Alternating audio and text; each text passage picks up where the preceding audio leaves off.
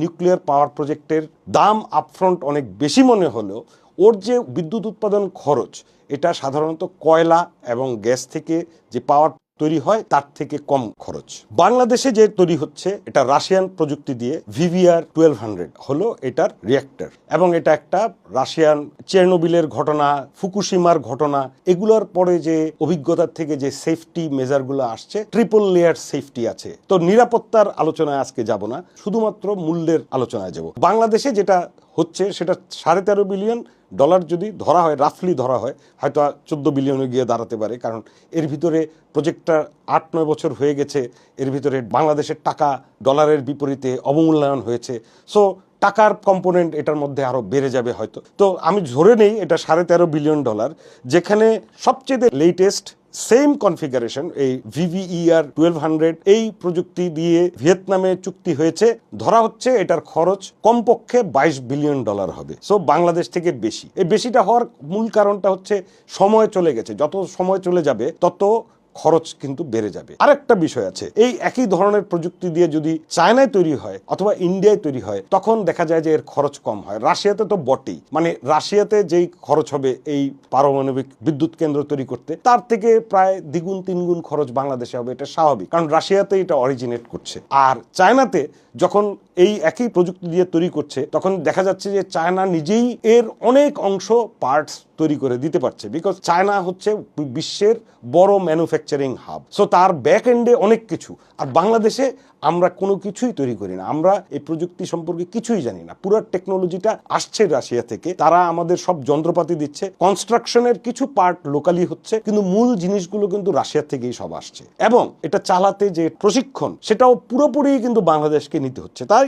তার খরচটাও বেশি। যেই কারণে ভিয়েতনামেও নিজস্ব কিছু নেই, যেই কারণে ভিয়েতনামেও বাংলাদেশের মতোই খরচ হচ্ছে, বাংলাদেশের থেকে বেশি টোটাল হিসাবে। আবার দেখা যাচ্ছে যে যদি আমরা ধরি যে চায়নাতে কত খরচ হচ্ছে, তাহলে বাংলাদেশে যদি $13.5 বিলিয়ন হয় তাহলে এটা প্রায় $7 বিলিয়ন করে পার ইউনিট। 1200 দুইটা রিঅ্যাক্টর আছে, দুইটা মিলে হয় 2400 মেগাওয়াট। তাতে এক একটা ইউনিটের দাম যদি আমি ধরি $7 বিলিয়ন, সেখানে চায়নায় সেটার দাম হচ্ছে $3 বিলিয়ন, অর্ধেকেরও কম। আবার টার্কিতে যেটা বানাচ্ছে সেটা 4টা ইউনিট দিয়ে বানাচ্ছে, সেটার খরচ হচ্ছে $20 বিলিয়ন, মানে হচ্ছে পার ইউনিটের খরচ হচ্ছে $5 বিলিয়ন, বাংলাদেশ থেকে সস্তা। হাঙ্গেরিতে যেটা হচ্ছে সেটার খরচও হচ্ছে বাংলাদেশ থেকে কম, সেটা $3.5 বিলিয়ন।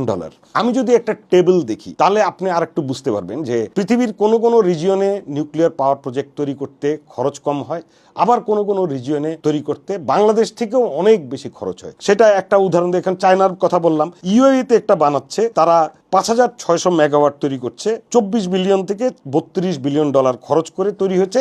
খরচটা ফাইনাল করেনি, কিন্তু তার পার মেগাওয়াট তৈরির খরচ ধরা হয়েছে $4.5 মিলিয়ন থেকে $5.5 মিলিয়ন, যেখানে বাংলাদেশেরটা ধরা হচ্ছে 5.86, প্রায় $6 মিলিয়ন।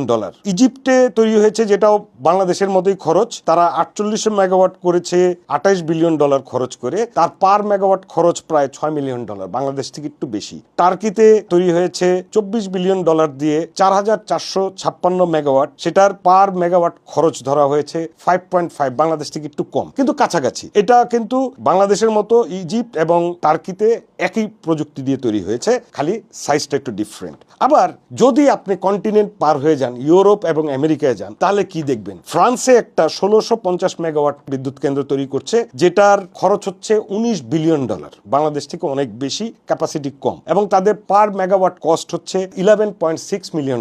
সো বাংলাদেশ থেকেও দ্বিগুণ। আমেরিকাতে একটা 2200 মেগাওয়াট একটা তৈরি হচ্ছে, সেটার খরচ হচ্ছে $35 বিলিয়ন, সেটার পার মেগাওয়াট খরচ হচ্ছে $15 মিলিয়ন, প্রায় 3 গুণ। ইংল্যান্ডে একটা তৈরি হচ্ছে 3260 মেগাওয়াট, 41 থেকে 47 বিলিয়ন খরচ হচ্ছে, এবং সেটার পার মেগাওয়াট খরচ হচ্ছে $13 থেকে $14 মিলিয়ন। সো আপনারা এটা শুনে বুঝতে পারছেন যে আসলে নিউক্লিয়ার পাওয়ার প্রজেক্টের তৈরি করতে প্রথমেই আপফ্রন্ট অনেক খরচ হলেও মূল জিনিসটা হচ্ছে যে পার মেগাওয়াটে কত তৈরি হচ্ছে, মানে এই বিদ্যুৎ কেন্দ্র তৈরি করে কত মানুষকে সার্ভ করা হবে, কতদিন সার্ভ করা হবে, এবং তার ফলে মাথাপিছু কত খরচ হবে। আরেকটা পিকচার দিই, এবং এটা ফাইনাল কথা আমার, বাংলাদেশে বর্তমানে টাকা ডিভ্যালুয়েশনের কারণে এবং ওভার ক্যাপাসিটি বিভিন্ন ফ্যাক্টরের কারণে বর্তমানে বিদ্যুৎ পার কিলোওয়াট যেটা আমরা পে করি যেই মূল্যে, সেই উৎপাদন মূল্য হয়ে গেছে প্রায় 12 টাকা। আমাদের সরকার সেটা 8.5 টাকা 9 টাকা বিক্রি করে, লস করে বিক্রি করে। সেখানে আপনার কিন্তু নিউক্লিয়ার নেই। এই নিউক্লিয়ার পাওয়ার প্রজেক্ট আসলে কিন্তু এভারেজ খরচটা কমে যাবে, কারণ নিউক্লিয়ার ধরে নেওয়া হচ্ছে এটা 4.5 টাকা থেকে 8 টাকার ভিতরে থাকবে এটার খরচ, যেটা এভারেজ যে পাওয়ার তৈরির খরচ তার থেকে অনেক কম। এবং এটাও হতো না যদি টাকাটা এত ডিভ্যালুয়েটেড না হতো। So in the end nuclear is a win win for us in terms of cost and in terms of reliability and in terms of diversification. কারণ আমরা তেল এবং এলএনজি আনতে মিডল ইস্টে এখন কি সমস্যা হচ্ছে, নিউক্লিয়ারের সোর্স হলো আরেকটা। অফকোর্স এটাও ইম্পোর্ট করে আনতে হবে, কিন্তু সোর্স তো আলাদা। ইন দি এন্ড আপনারা মনে রাখবেন, আমাদের যে নিউক্লিয়ার পাওয়ার প্রজেক্ট হচ্ছে এটার খরচ আসলে বেশি নয়। এটা প্রথমে আপফ্রন্ট বেশি মনে হলো, এটা বাংলাদেশের এনার্জি রিসোর্সকে ডাইভার্সিফাই এবং মোর রিলায়েবল করলো, কারণ হলো আমরা একটা অল্টারনেটিভ সোর্স থেকে পাচ্ছি।